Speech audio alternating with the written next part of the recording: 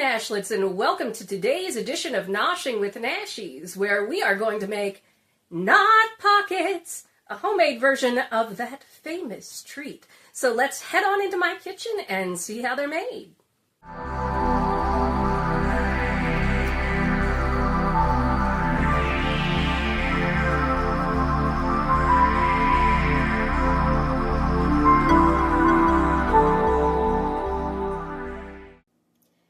Hello and welcome to today's edition of Noshing with Nashies, where we will be making Not Hot Pockets. Now, if you have one of these molds to make like hand pies or whatever, it's great. If you don't have one, don't worry, you can do this by hand. And you can use whatever filling you want for these, which is fantastic. I'm doing pepperoni and some mozzarella. We will also need some all-purpose flour, some basil, some oregano, some avocado oil, some tomato sauce, some sugar in the back there, and also some water. Got some garlic powder, some salt, and then I'm going to be using this garlic parmesan seasoning from Kinder's. It's really fantastic, but you can just use salt if you don't have that or any seasonings you want to put in there. We're also going to need some yeast, and for serving, some nice hot honey is fantastic. All right, so the first thing we're going to do is get this yeast blooming, and I'll show you how to do that in just a sec. Alright, so here in my Pyrex, I have heated up 1.5 cups of water, and I'm going to add 2 tablespoons of sugar. Now, you don't want your water hot. You basically want it just slightly more than body temperature. So stick your finger in there, make sure your hands are clean, and that will tell you if it's above your body temperature, that's a good heat on that. You don't want it to burn your finger. It will kill your yeast. In the description, I will put the exact temperatures of what to look for there in this. So we want to take those 2 tablespoons of sugar and really mix them in. And then we're going to come in with 1.5 packets of this active dry yeast, which comes out to about 1.5 tablespoons of yeast. Oop, I had a little yip there. All I did was add my yeast and I started mixing it in there into our warm water. And to let you know, the dough recipe that I'm using is a no-rise dough, so you can make this dough and go straight into rolling out your calzones. But if you want to, you can rise this dough overnight, or you can rise it in a warm place for about an hour. It does give it a slightly different texture. I will link my original pizza video to kind of give you an idea. I do the dough both ways in that and talk about how it tastes differently. But we're just going to let this yeast bloom for about 10 minutes or so. It should get a nice burpy head on it like a beer. And then we will come back and we will mix everything together. And this is a knead for 5 minutes dough and then go. So it's fantastic. All right, I'll see you in just a bit. All right, as you can see, our yeast here has a beautiful bloom on it. That's how you know your yeast is alive. It's good to go. In there with those 2 tablespoons of sugar, which is what feeds that yeast. And here we have 1.5 tablespoons of avocado oil is what I'm using. You can obviously use olive oil, which is perfect for pizza and calzones or our knot pockets. And we just want to mix that into our sugar and yeast mixture. Give it a little zhuzh. And then, over to the side here, I have a bit of flour for our kneading. And I have a big bowl of flour here. This is 3 cups of all-purpose flour, and you will put in 1.5 teaspoons of salt if you're using salt. I'm doing 1.5 teaspoons of this Kinder's garlic parmesan seasoning, just because I want a little extra flavor. And you can throw in oregano, basil, garlic, anything you want. We're just going to take this and make sure everybody is evenly distributed. And then we are going to come in and pour in our yeast mixture. Now, we will give this a mix with a spoon to get everyone incorporated. It will be sticky. But like I said, this is just a quick knead dough, and it doesn't need to be risen. However, it does taste really good and very close to a restaurant. If you rise it in the fridge overnight and then bring it out, let it rise for an hour and punch it down. I am actually going to let it rest just briefly while I show you how I make my dipping sauce. And I also wanted to show you, because I'm about to turn this out on the mat here, These Silpats are great with these measurements because as you can see, that middle fits our mold there, so you can roll out your dough to the size to fit this and you won't waste any dough. All right. Let us throw some flour on our mat. Spread it out. These Silpats also make cleaning really, really easy, which is fantastic. We are going to dump out our dough. Make sure you get everybody off. We are going to flour our hands, and we are going to knead this for about 5 minutes. I will let you watch that in fast motion.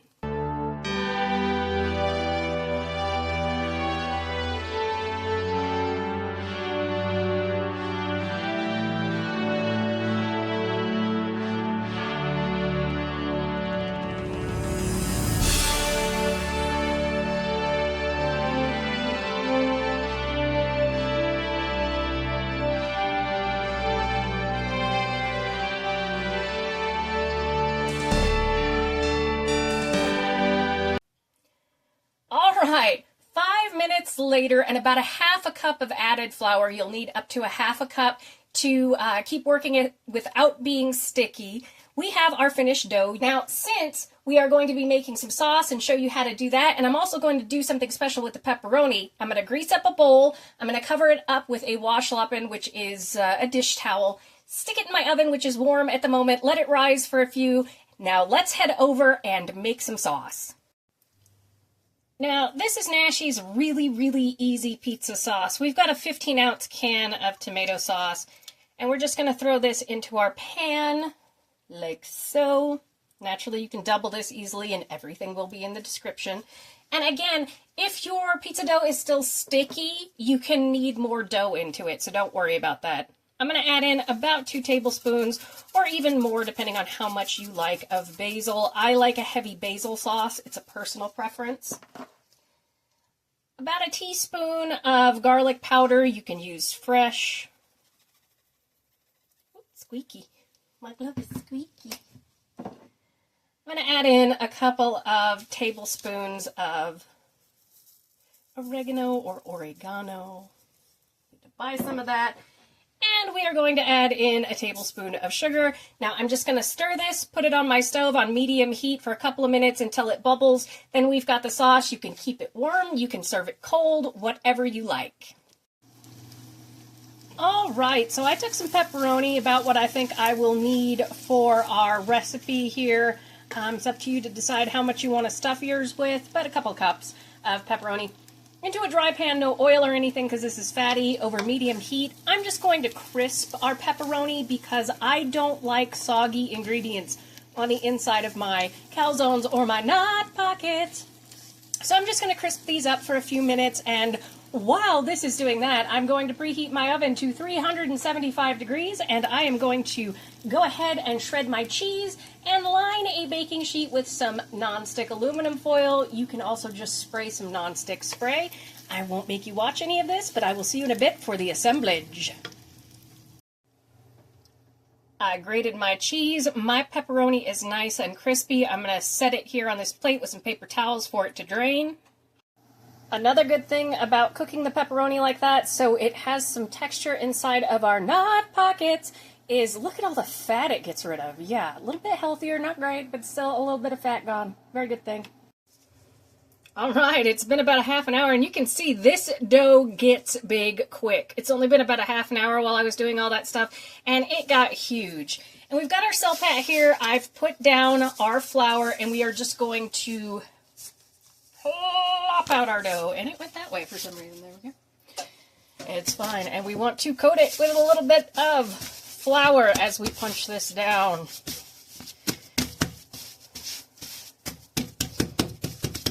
Does not have to be perfect since we are going to be making calzones, but as you can see, this is a really nice loose dough. It's not tight like the ones that you get at the pizzeria where there's a lot of proofing that go on. This is one where you really can make it and just go. It makes great garlic knots, all that kind of thing. And what we're going to do is kind of just cut this like a pie. Do not cut into your Silpat. Be very careful not to do that. Look at how cute that is. We are just going to cut this apart into pieces that look about the right size for making our size calzone.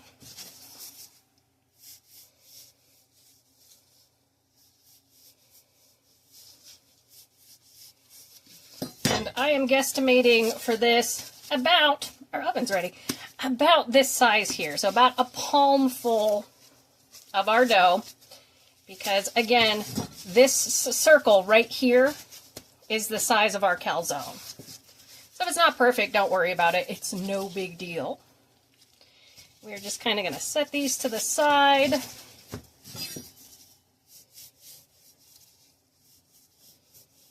1, 2, 3, 4, 5, 6, 7. It looks like we're going to have about 8 calzones from this, which is a good amount.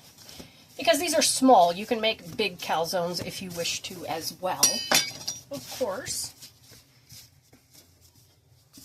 And let us make sure we have enough flour down. Pardon me, my allergies are terrible today. It's very, very windy in the valley, and it stirs everything up, and so if you hear me clear my throat, I apologize. Let's make sure this is the right size. This is nice and clean. Yeah, see, we want it to hit all of those areas and get pinched in. You could obviously use something to roll this out, or you can just use your hands.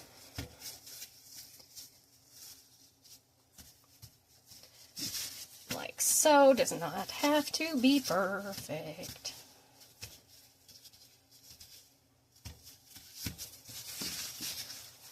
That's what I love about it. It's such a stretchy dough. All right. Let's make sure. Yes, see, it covers everything. Now, you can put sauce on the inside if you want to. I prefer not to for these because they will get soggy. We're just going to come in with some of our shredded cheese, and I did shred up that entire, I believe it was 16-ounce block. If there's any left over, obviously you can just bag it up.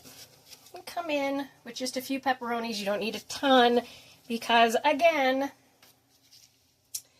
this is just a little hand pie, a knot pocket. All right. Now, I haven't tried using this form before, so this will be fun for us. We're doing this together. Boom. And what I am going to do, since we have this little edge here. Now this would be perfect since we have this little edge here to actually stuff it with some cheese. I'm not going to do that. I am just going to go like this. So that form worked out really, really great. Is that the prettiest thing? No, but we are going to bake it and it will be, I promise. I will let you watch me make the rest of these goobers in fast motion.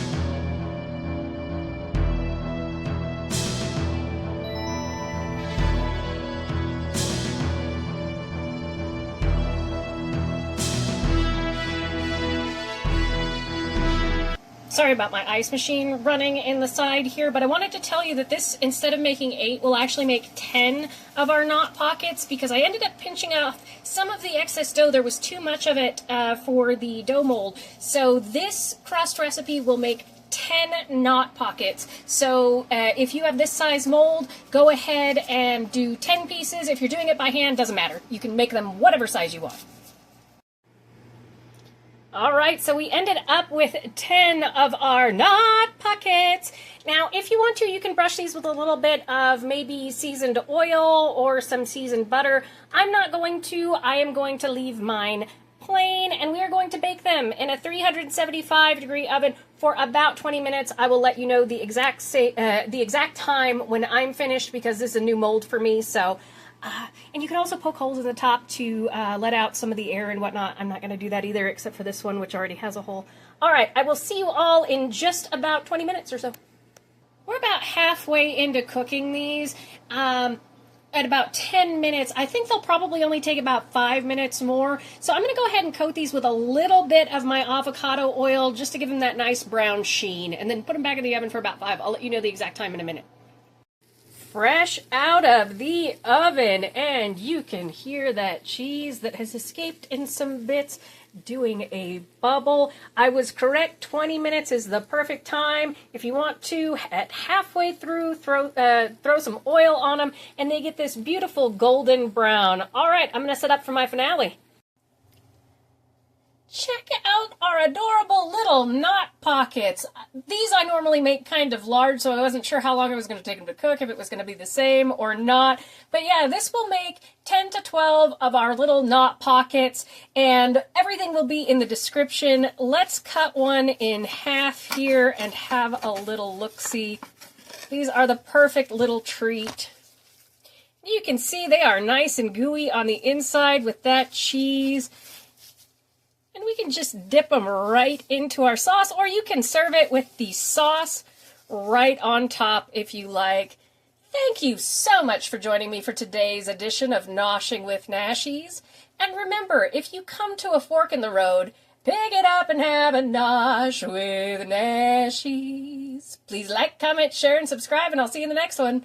Knot Pockets. Bye.